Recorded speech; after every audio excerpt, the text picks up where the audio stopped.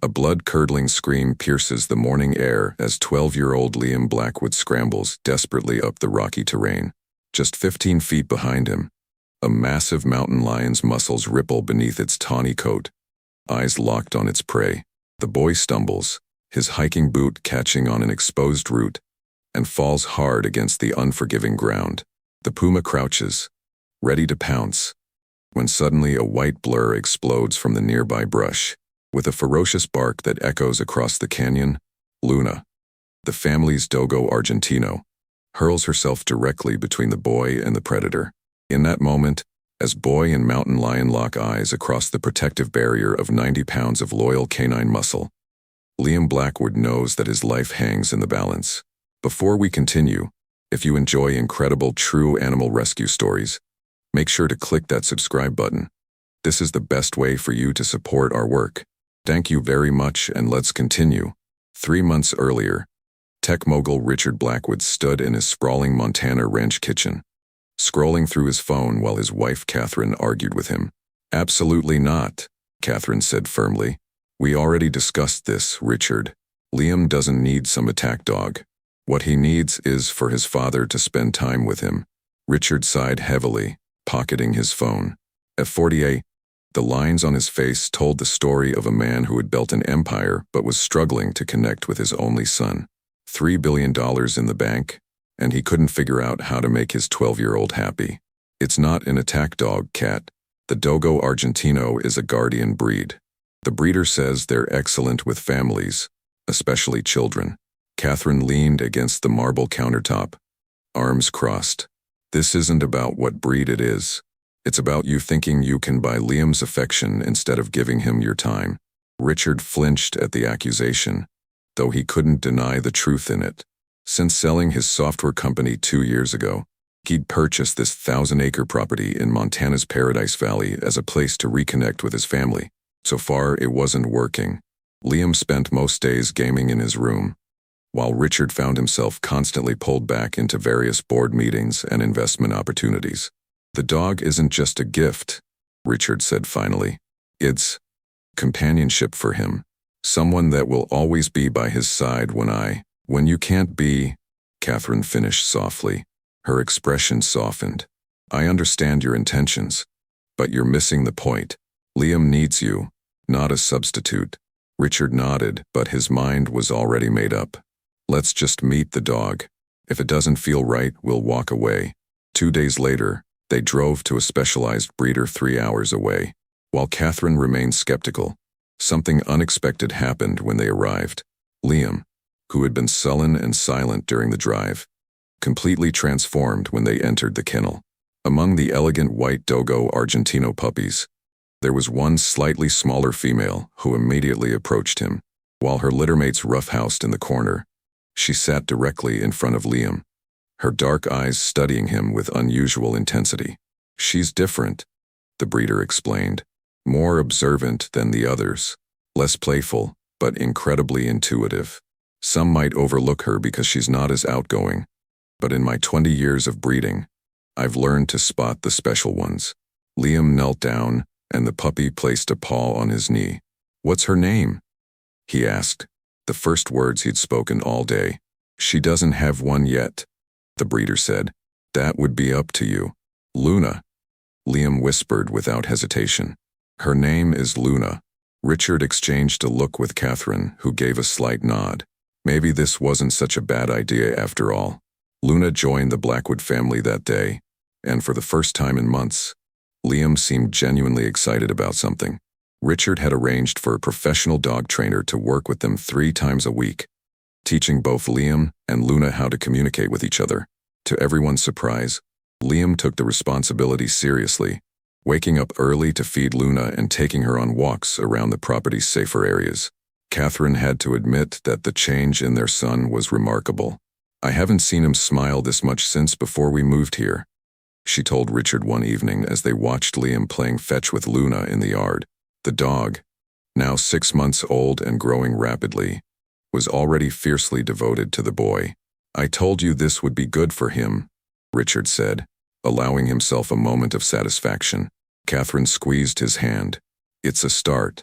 But don't think this lets you off the hook. He still needs his father. Richard nodded, knowing she was right. He made a mental note to clear his schedule for the upcoming weekend. Maybe they could all go hiking together in the hills behind their property. As Luna grew, her protective instincts became more apparent. She would position herself between Liam and any unfamiliar visitors. Not aggressive but watchful. The trainer explained that this was typical of the breed. Dogo Argentinos were originally bred in Argentina to hunt dangerous game and protect their human companions. She sees Liam as her primary responsibility, the trainer explained. It's quite remarkable how strong their bond has become. By the time Luna was 9 months old, she had grown into an impressive animal, 90 pounds of pure white muscle, with a broad chest and powerful jaws.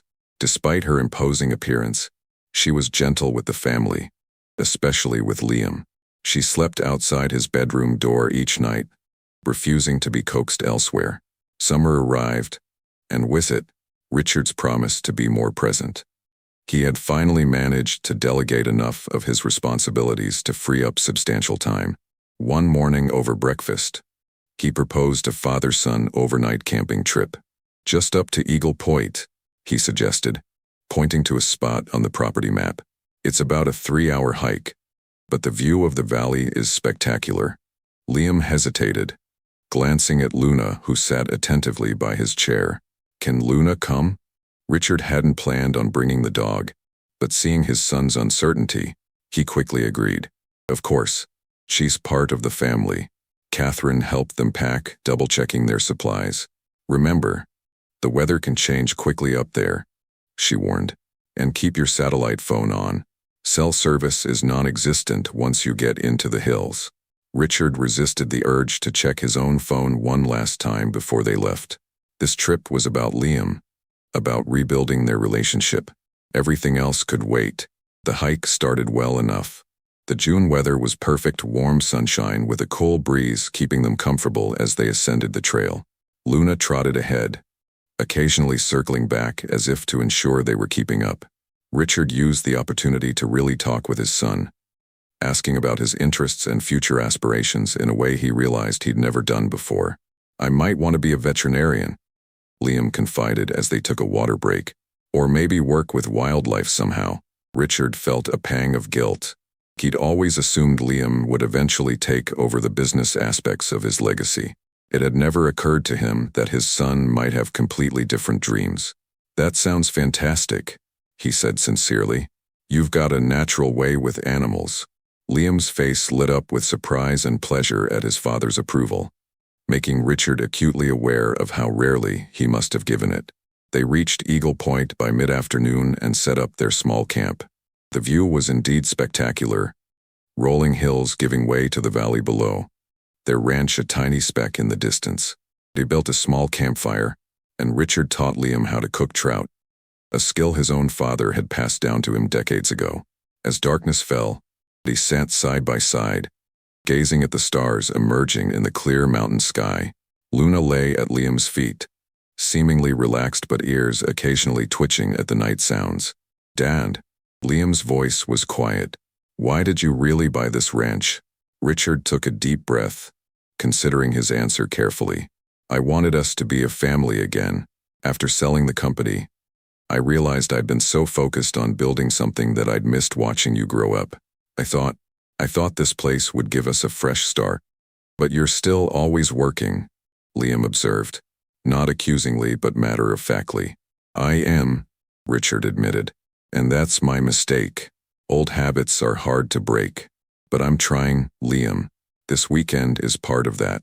Liam nodded, seeming to accept this. I like it here better than I thought I would, he confessed, especially since Luna came. They talked until the fire burned low, sharing thoughts and stories in a way they never had before. Richard felt something unlock between them, not fixing everything, but a beginning. When they finally crawled into their sleeping bags, he felt more peaceful than he had in years.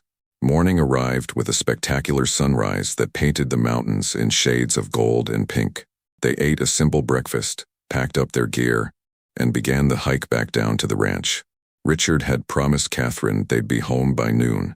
About an hour into their descent, Luna's behavior changed. She had been walking slightly ahead of them as usual, but suddenly she stopped, her body tensing. A low growl rumbled in her chest. "What is it, girl?" Liam asked, moving toward her. Richard put a hand on his son's shoulder.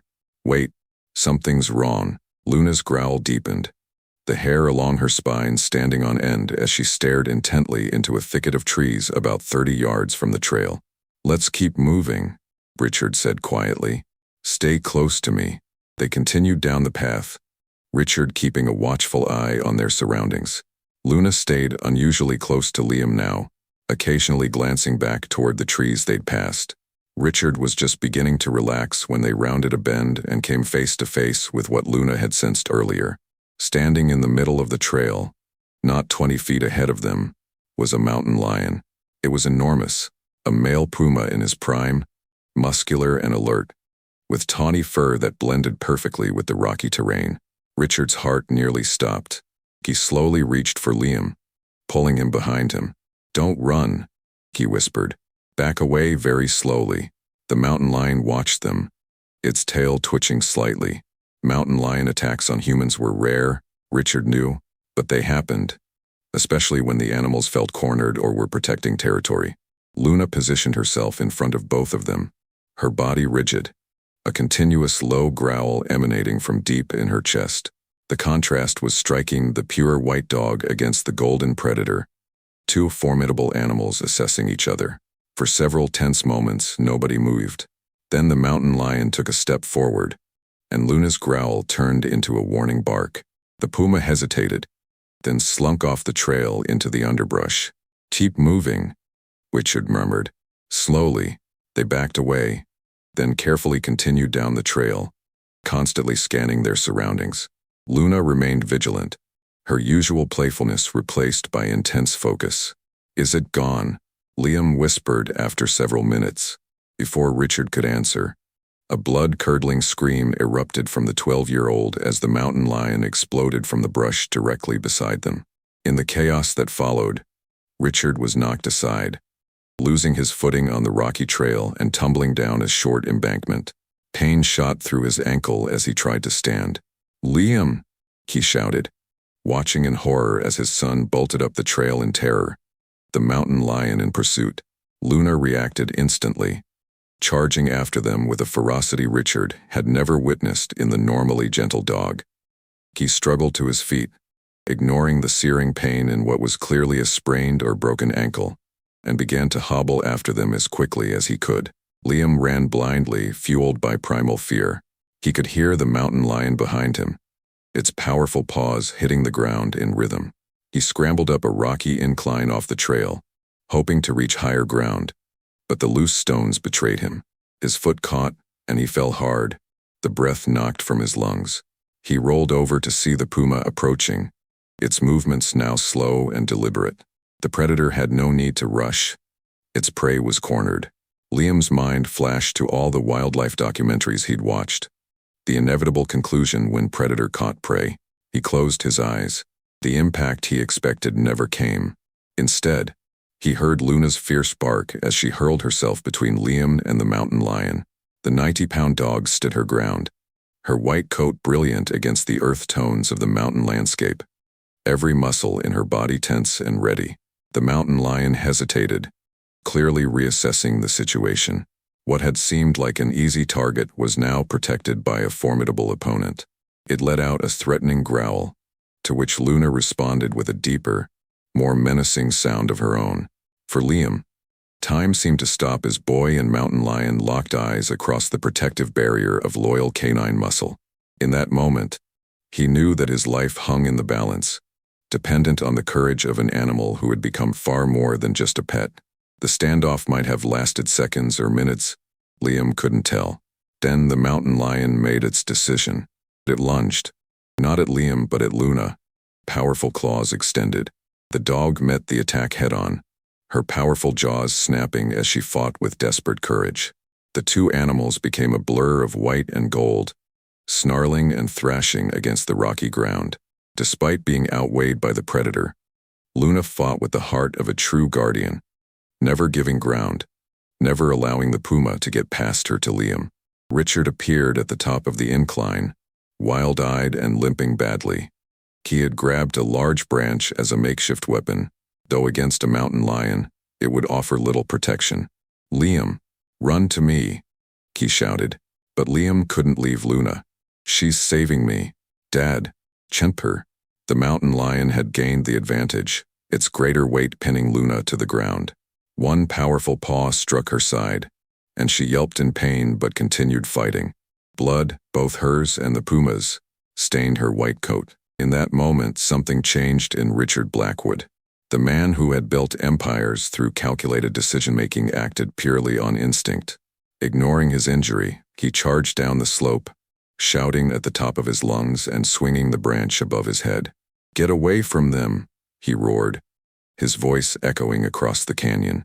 The mountain lion, already engaged in a difficult fight and now faced with a second threat, made a split-second decision. It released its hold on Luna, gave one final threatening snarl, and bounded away into the underbrush. Richard collapsed beside Liam, pulling his son into his arms with a strength born of terror and relief. "Are you hurt?" "Liam, talk to me."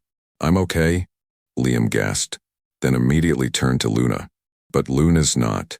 The dog lay on her side, breathing heavily. Deep gashes ran along her flank, and blood matted her fur. Yet when she saw Liam looking at her, her tail gave a feeble wag. "We need to get her to a vet," Richard said, already pulling out the satellite phone. And quickly, within 20 minutes, the ranch's emergency response team, a safety measure Richard had insisted on when purchasing the property, arrived with an off-road vehicle. They carefully loaded Luna onto a makeshift stretcher, while a paramedic examined Liam and wrapped Richard's ankle. The ride back to the ranch was tense and silent. Liam sat beside Luna, whispering encouragement and stroking the uninjured parts of her head and neck. Richard watched his son's gentle care, a new understanding dawning about the depth of the bond between boy and dog. Catherine was waiting anxiously at the main house, having been alerted by the emergency team. Her relief at seeing Richard and Liam safe quickly turned to concern when she saw Luna's condition. "The helicopter's on its way," she said. Richard looked at her in confusion. "To take Luna to the veterinary hospital in Bozeman," she explained. "I called them as soon as I heard what happened." Richard nodded gratefully. Of course Catherine would have thought of everything. "Thank you," he whispered, embracing her. The next 12 hours were a blur of activity. Luna underwent emergency surgery at Montana's most advanced veterinary facility, an expense Richard didn't even consider as he authorized whatever treatment was necessary. Liam refused to leave the waiting room, even as night fell.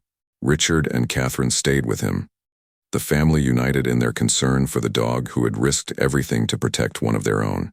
Finally, well past midnight, the veterinarian emerged with news. "She's stable," he announced. The lacerations were severe, but no vital organs were damaged. With proper care and time to heal, she should make a full recovery. Liam broke down in tears of relief, and Richard realized he was crying too. The veterinarian allowed them a brief visit to the recovery area, where Luna lay sleeping, her white coat clean but her body wrapped in bandages. Even sedated, her tail twitched slightly when she heard Liam's voice. "You were so brave," Liam whispered to her. "The bravest dog ever." Over the next few weeks, as Luna recovered at home under the watchful care of a live-in veterinary nurse, the Blackwood family underwent a transformation of their own. Richard, his ankle in a walking boot, used the forced downtime to reevaluate his priorities. He officially stepped back from several board positions and declined all non-essential business travel for the foreseeable future. "The company survived without me before," he told Catherine. "It can do so again. Some things are more important." Liam blossomed under his father's increased attention. Together, they researched mountain lion behavior and habitat preservation, turning the frightening encounter into an educational opportunity. Richard was impressed by his son's empathy. Despite what had happened, Liam was adamant that the Puma had just been doing what came naturally to it. "It wasn't being mean," he explained to his father. "It was just being a mountain lion. That's why we need to be careful in their territory." As for Luna, Her physical recovery was matched by an elevated status in the household. Catherine, who had initially been skeptical of the Attac dog, now spoiled her shamelessly.